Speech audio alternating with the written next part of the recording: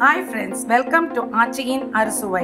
இன்னைக்கு நம்ம அருமையான சுண்டவத்த குழம்பு எப்படி பண்ணுறதுன்னு பார்க்கலாம். வாங்க வீடியோக்குள்ளே போகலாம்.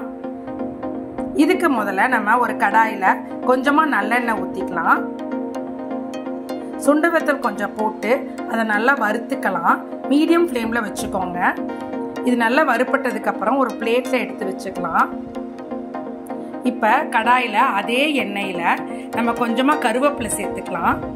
தாளிப்புக்கு கடுகும் ஜீரகமும் சேர்த்துக்குவோம். இந்த அளவு எடுத்திருக்கேன்.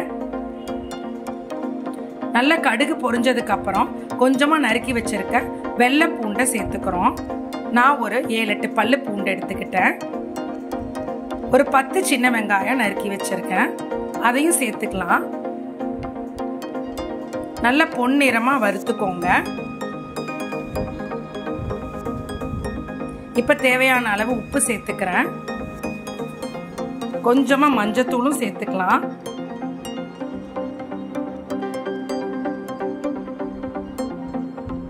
அதை நல்லா கிண்டி விட்டுக்கோங்க.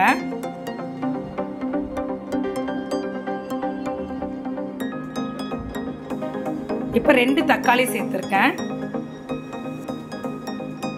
இந்த தக்காளியை நல்லா நீங்க ஸ்மாஷ் பண்ணி விட்டுருங்க. அந்த சாறு இறங்கும் போது தான் அந்த குழம்புக்கு டேஸ்ட் கிடைக்கும். இந்த சுண்டவத்த குழம்பு வந்து எல்லாத்துக்கூடையும் நல்லா இருக்குங்க, ரொம்ப டேஸ்டா இருக்கும். இப்ப தனி மிளகாத்தூள் 2 ஸ்பூன் சேர்த்துக்கிறேன். மல்லித்தூள் வந்து 4 ஸ்பூன் சேர்த்துக்கிறேன்.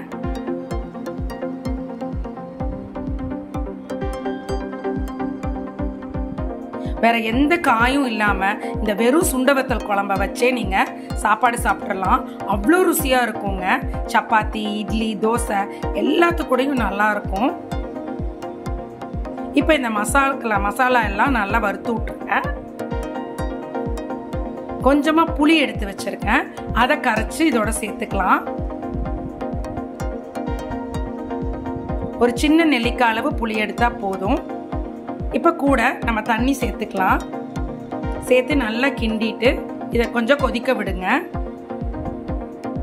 அந்த பச்சை வாசனையெல்லாம் போயிடணும். இப்ப நல்லா கொதிச்சோன்னு திருப்பி கொஞ்சம் தண்ணி சேர்த்துக்கலாம். நம்ம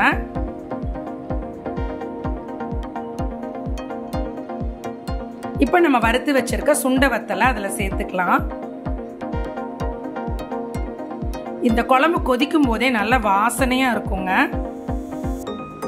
கொஞ்சோண்டு குழம்பு வச்சு நிறைய சாதம் சாப்பிடலாம்.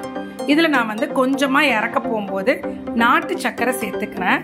அப்ப அந்த டேஸ்ட்டை வந்து இது நல்லா என்ஹான்ஸ் பண்ணி கொடுக்கும். இந்த மாதிரி சுண்டவத்தலை நீங்களும் ட்ரை பண்ணிட்டு எப்படி இருக்குன்னு எங்களுக்கு சொல்லுங்க. Bye friends.